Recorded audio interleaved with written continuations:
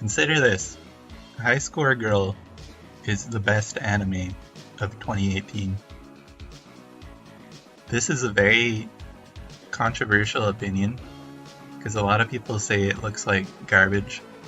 So if you don't agree with that, then at least agree that the manga is worth reading if you don't like the art style, and the manga is one of the best manga of all time. And the reason, quite plain and simply for me, is how much historical meaning this anime and manga has to like the gaming culture as a whole, because this game is everything from 1990s all put into one anime. Everything to do with gaming. So in Japan, which is important because Japan is like the center of gaming. So there's a couple of consoles it doesn't even mention. There's this ZXS or something. I forget what it even stands for. But it loads between every loading screen. It takes minutes to load, and it makes the worst noise ever. There's just screeching and beeps and long you're dead tones, when your heart rate stops and it just makes that noise. That's what noise it's making while it's loading.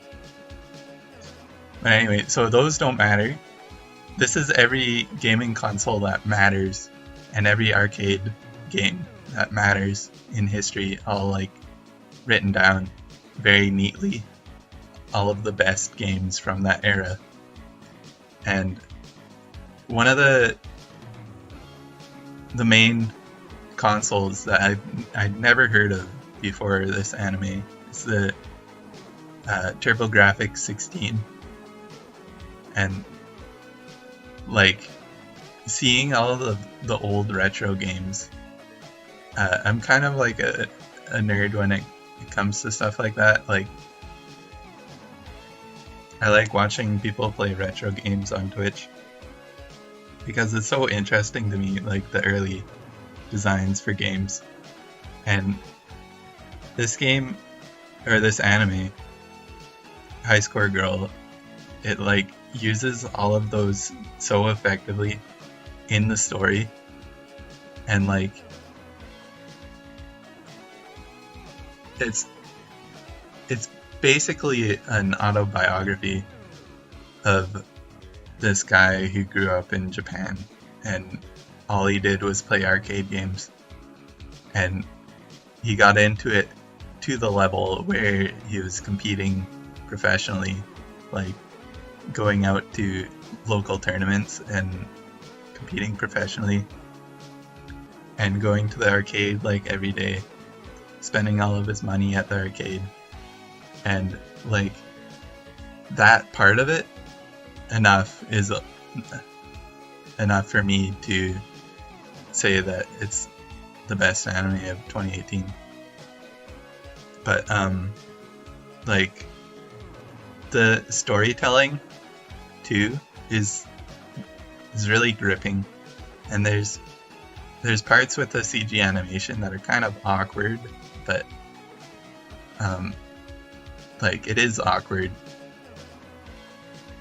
if you think about it, to be crying in front of someone trying not to. There's one moment in the anime where it kind of looks ridiculous, but if you don't like the animation, then read the manga, because this is one of the most important anime that I've ever watched, in my eyes. If you care about gaming culture and Japan's arcade culture and seeing a part of history that you'll never get to see again, And I mean, there's still arcades in Japan. You can go to Japan, go to the arcade. That's enough reason to go to Japan alone because they have the best arcades in the world, and it's just really cool seeing everything. There are some people I know who got back from Japan recently. They went to an arcade and they were telling me all about how like they have basically real life gacha games in the arcades. So you buy cards and you can use the cards in the machine to fight other people. Sort of like Pokemon, but it's like this whole line of things in Japan specifically for arcades. And you know, I don't know if it does touch on this in the anime, but there's a lot of people who wear like surgical masks and like sunglasses and a hat when they go to the arcades because they're sort of embarrassed to be playing games, or it's like it's not good to be seen playing games on your free time. Like everything should be work over there or something like that. But like the whole arcade culture from early or late 1980s all the way to now is one of the most interesting aspects of Japan to me. And like it's so interesting to see the Japanese perspective too, because a lot of games didn't come out in the US or North America or Europe until later. And like it's clear to see that things like Final Fantasy 3 and 5 that didn't come out here but came out there, and like Dragon Quest, Dragon Warrior, like that's all way more important to them. And every single one of those games, like I'm wondering if it came out in North America, if we'd have a totally different view on them. And you know, I kind of go by the Japanese lists, like the Japanese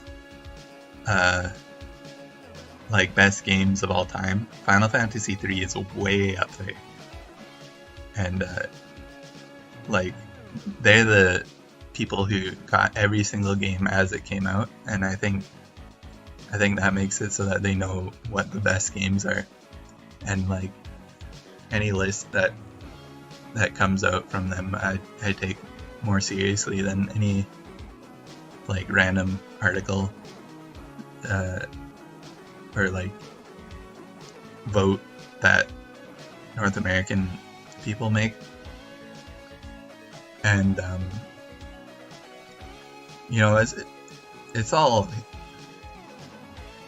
so important to history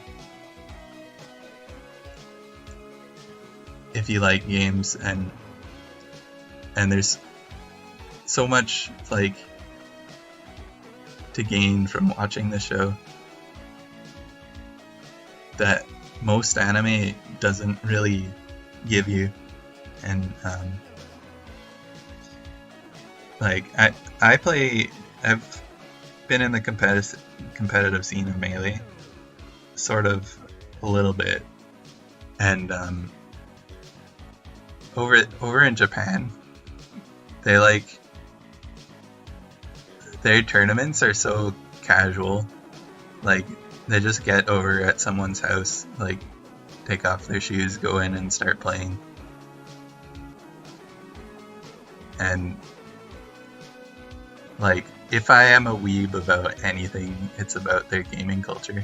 Like that just sounds so much better than like heading to a venue and playing inside a venue, having to pay money. I don't know if they even do money matches in Japan at the tournaments, except for the big ones. But yeah, High Score Girl, the romance in it is really well done as well. It's one of the best cliffhangers I've ever seen. I'm in a sort of annoying way. I don't know how they could just end it on that note, the first season, but the second season's coming out in October, and I'm super excited to see it.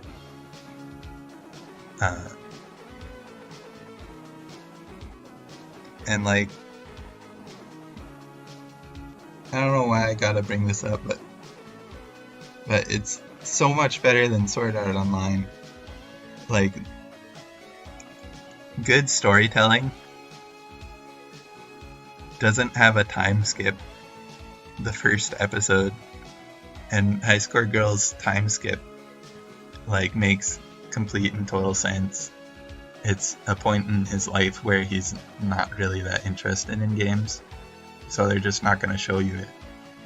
And then they're gonna bring you to the next year where he starts getting back into it, or something interesting starts happening. And Akira comes back and all that. So yeah, if you haven't seen High Score Girl, watch it. And if you are turned off by the art style, read the manga, because it's something that can't be missed, in my opinion. Alright, see ya.